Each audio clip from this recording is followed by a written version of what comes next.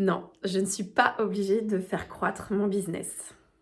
Grosse prise de conscience durant ces vacances parce que je suis littéralement née dans une entreprise avec une mère dont c'était vraiment naturel et c'était même une grande joie de faire croître son entreprise, de ce qu'elle appelle gérer la croissance. Ça lui donnait vraiment de la joie, d'ailleurs ça lui en donne encore.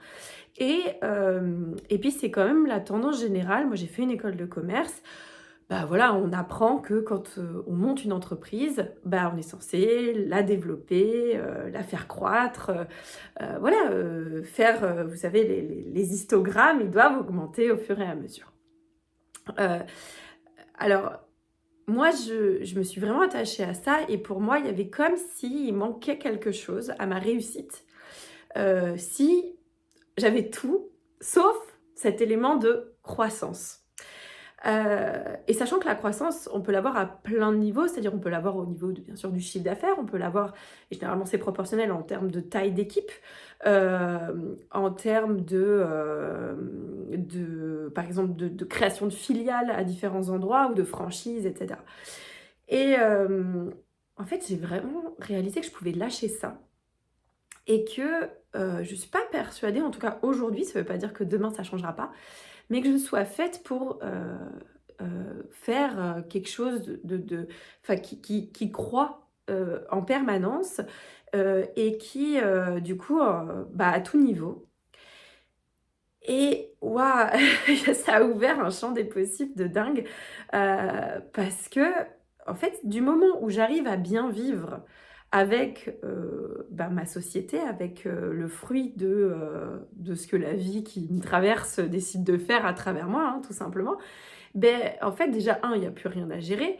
Et deux, bah, s'il y a je ressens vraiment, et c'est le cas, ma liberté, si j'arrive à avoir un certain nombre de clients avec qui je m'entends bien, des rencontres qui me plaisent, là encore ce matin, j'ai ouvert à quelqu'un, j'ouvre la porte, il y a eu un élan de faire la bise, d'accueillir comme ça, et on s'est entendu comme si on s'était toujours connus, quoi. Enfin, c'est... Moi, ça me fait marrer le genre de rencontre que je fais grâce à l'outil. Euh, voilà, et que mon emploi du temps, bah, je le gère comme ça vient, comme c'est OK pour moi, je vais en vélo, enfin voilà. Et en fait, pourquoi moi je me mettais, il y avait un petit fond derrière, toujours de oui, mais il faut croître, il faut s'expanser, il faut faire plus. Euh, mais en fait, pas forcément. Pas forcément parce que c'est aussi une course, enfin, il y a un moment, on le sait bien, nos ressources sont limitées. Et si on garde tous cet état d'esprit de croissance à tout prix, il y a un moment, ça va être compliqué quand même. Et pourquoi pas, pour ceux qui ont l'élan, attention, hein, je précise bien que si au plus profond de votre cœur, votre truc c'est de monter une multinationale et que vous le faites avec cœur, corps et âme, en fait, il n'y a pas de problème. Surtout que je suis persuadée que guidée par ça, elle va bénéficier à des milliers de personnes. Et bah, foncez. Mais aujourd'hui, est-ce réellement une obligation en fait de devoir croître? Est-ce qu'on ne pourrait pas aussi, bah, tout simplement, vivre bien avec ce qu'on met en place, optimiser les choses pour soi et les interactions qu'on a bah, pour, voilà, c'est ça, vivre bien en fait. Mais vivre bien ne veut pas dire toujours faire plus ou avoir plus. Voilà, je laisse la porte ouverte à du plus si le plus veut venir. Mais c'est déjà formidable ce que je suis en train de vivre, de m'offrir, les espaces dans lesquels je suis, encore une fois, les rencontres, les perspectives qui s'offrent à moi. Et bah oui, là actuellement, je suis seule dans mon bateau, mais je me sens pas du tout seule. Et, et vous voyez, j'arrive plus à mettre des mots parce qu'il y a un goût de complétude dans cet instant-là, dans ce maintenant infini dans lequel nous sommes. Et en fait, ouais, j'avais fait une vidéo il y a pas longtemps sur le fait qu'en fait, il me manque rien, mais c'est vraiment ça. Mais des fois, ça se joue à juste une petite prise de conscience, une autorisation.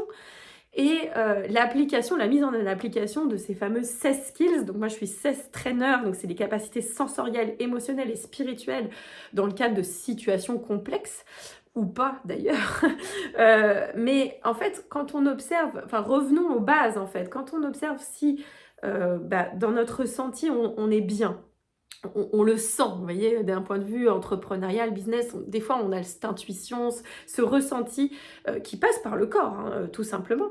Si émotionnellement, on se sent bien, on exprime ce qu'on a exprimé, même si ça peut être de la colère parfois, de la tristesse, etc., mais qu'on se laisse, que ça reste fluide, que ça ne reste pas sclérosé comme ça, tout serré, qu'on ne cherche pas à gérer ses émotions, mais plutôt de les vivre, et que nos capacités spirituelles, c'est-à-dire cette ouverture à tout ce qu'on ne sait pas et qu'est-ce qu'on sait réellement, quoi. Moi, je pense qu'on ne sait pas, je ne sais pas grand-chose, je ne sais rien.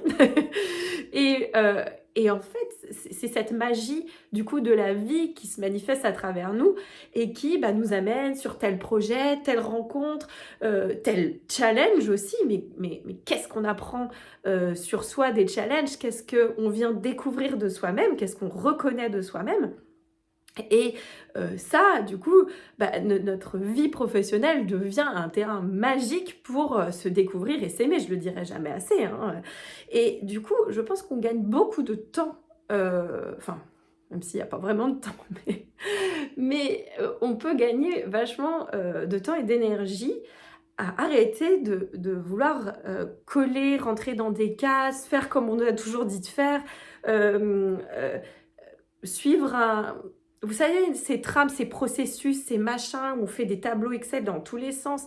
Le tableau Excel, il est super s'il vient au service de ce que vous avez perçu, ressenti au plus profond de vous, en fait. Là, ça devient intéressant parce que, voilà, vous avez à cœur de, je sais pas, tel message qui vous parle, qui vous passionne. Oui, mettez un tableau Excel pour faire, je sais pas, un plan de communication ou un prévisionnel de je ne sais quoi, mais ne pas s'y attacher en fait. S'il change, c'est pas grave, c'est la vie qui fait en fait.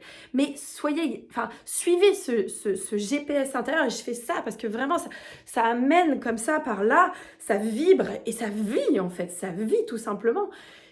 Et voilà, c'est vraiment puissant de ne pas forcément aller vers toujours ce qu'on nous a dit et de se dire, oui, mais de toute façon, pour réussir dans l'entrepreneuriat ou dans un business quelconque, il faut que ça fonctionne comme ça, il faut atteindre des objectifs, il faut rendre des comptes. Mais en fait, si déjà vous payez, que vous êtes à l'équilibre, que vous payez vos charges et les salariés si vous en avez et tout, mais en fait, vous n'êtes pas obligé forcément, vous êtes à 10, vous n'êtes pas obligé de partir à 20 salariés derrière. Si c'est pas au service, si ça vient dégrader votre équilibre à la fois vie pro, vie perso, passion, sport, détente, temps de pause aussi.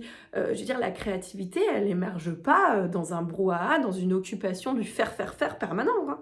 La créativité, elle a besoin d'une page blanche, hein. Si on se l'accorde jamais, en fait, on continue à reproduire ce qu'on a toujours reproduit. Et parfois, c'est pas forcément une très très bonne idée, hein. Parfois oui, mais pas toujours. Et puis c'est excitant aussi de partir sur du rien. C'est hyper excitant.